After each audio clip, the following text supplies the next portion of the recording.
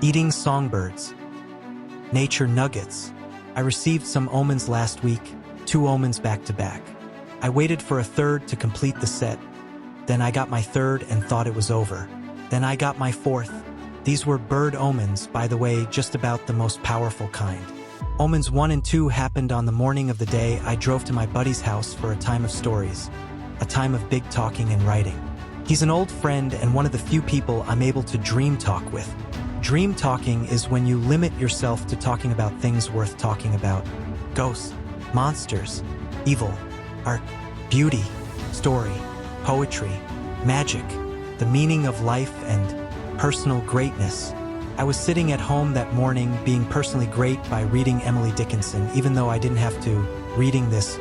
Fame is a fickle food upon a shifting plate, whose table once a guest, but not the second time is set, whose crumbs the crows inspect. And I swear to ED that the moment I read, the crows inspect, crows started screaming outside. I screamed, then I sighed and smiled, which is how to answer the call of the crow. I did all this because I love crow song. I love it like I love manure. What I mean is, I love it when it's far away. Poop, specifically poop at a distance, and it really has to be cow poop, is nostalgia perfume for me. In the same way, crow music is beautiful and haunting, but only when it's so far away it's almost lost. Stick Mr. Crow up a cow's anus, then pull him out and stand him screaming on my windowsill? I hate that. My gang of crows on that morning, however, my Dickinson murder, they were far enough away and therefore lovely. A good omen. By the way, writers will hemorrhage if they don't let you know that crow gangs are called a murder.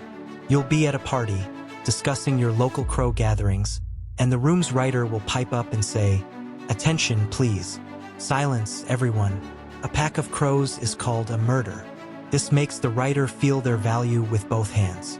They can also achieve this high by using the words azure and calico, and by forcing breezes to stir up vegetation on their poetry and story pages, which requires the writer to call this effing greeny movement dancing. All the skies of the writer are azure. All cats are calicos. All trees, weeds, leaves and flowers and snow and stupid hairdos are dancing. They're so fucking tired of dancing. And all the assembled crows are up to no good. Not my crow's friend.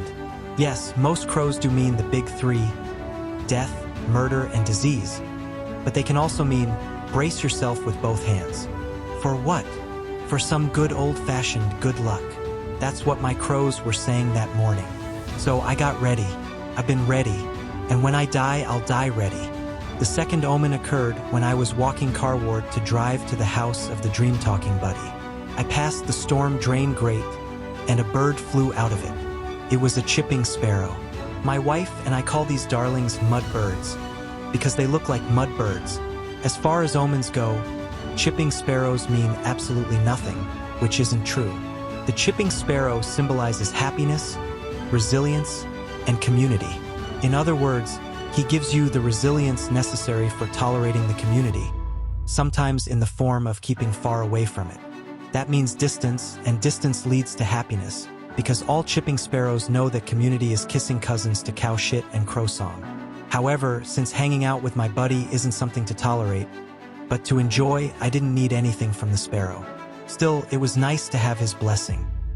I told my buddy about the omens. He approved. Naturally, we talked about birds for a while, omens in general, and then it was time to write. I set up my writerly beachhead at his dining room table with a view of the backyard. I wrote even though I'd only received 2 omens out of 3.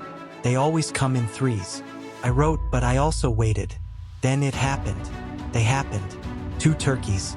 These top-heavy feathered pigs pushed out of the woods, moped along in single file across the lawn, then shoved back into the woods on the other side. Though turkeys are beautiful in the same way babies are beautiful when fresh out of the womb, all raw, slick, quivering, and shedding steam. And though turkeys are riddled with the worst kind of ticks, the drowsy tryptophan drunks, turkeys are birds, and this made them my third omen. What do turkeys mean, omen-wise? This abundance, gratitude, and a connection to nature, pilgrim shit, which at a distance of 400 years, smells like some pristine history. Tension, please. Silence, everyone. The Wampanoag word for pilgrim is buckle perv. All this to say, I was ready to write. Right, I did. And it was very good. Now, I'm in Maine visiting family. Now, I'm in possession of my fourth omen, Omen the fourth. Mom and Dad have a bird feeder behind their house. It draws the usual townies, your robins, finches, blue jays, sparrows, cardinals, and chickadees. But recently, the feeder has also drawn a killer, the red-eyed, endangered, mother-flippin', sharp-shinned hawk. This fellow has been doing something the backyard has never seen before. He's been joining Mom and Dad's songbirds at the feeder and tearing them to pieces. They come to the feeder to feed. He comes to the feeder to feed. The squishy little songbirds are so cute when they eat. Some of them pick up one seed at a time and shell their seed to get to the nut meant. So cute, I gnash my teeth. The hawk is not cute when he eats. He hits the songbirds like some red-hot son of a goose shot out of Zeus's manure hole. Boom! Goes the hawk beak into the soft and innocent purses of song. He hits them, then flies with his haul up to the peak of Mom and Dad's roof. There he feeds and shits, both at the same time. If I'm right about him, he shits a blue ribbon ton, and so close to where we live and eat that nostalgia refuses to work with it. Also, our hawk leaves behind all these chunks of songbirds. It's like someone planted a bomb in the heart of music itself and whip-mashed the detonation button with his unbuckled schlong. Only the red-eyed, endangered, mother-flippin' Lucifer would do that. And he has. I used to think blue jays were assholes. Now I know better. Blue jays are merely thugs. And who can blame them? They're big and blue, and that's more than enough. But they're not assholes. An asshole is a guy who flies out of nowhere, screaming, sinks his fingers murder deep into the warm flesh of beauty, then sits on high for all to see him tearing beauty's head off. He uncaps beauty to get at the songs inside. He gulps down the notes, fodder for the machine. His heart is the organ grinder. He plays a mean tune all over our roof. Crows, sparrows, turkeys, and the hawk. What does it all mean? You guessed it, nothing. But if it has to mean something, I guess it means seek out and embrace your friends.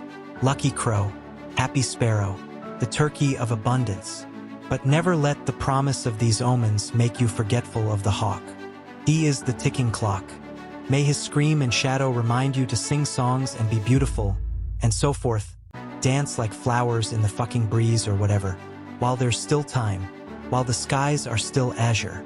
And maybe, if at all possible, get your seeds at a better feeder, friends. One where the devil himself isn't the maitre d'.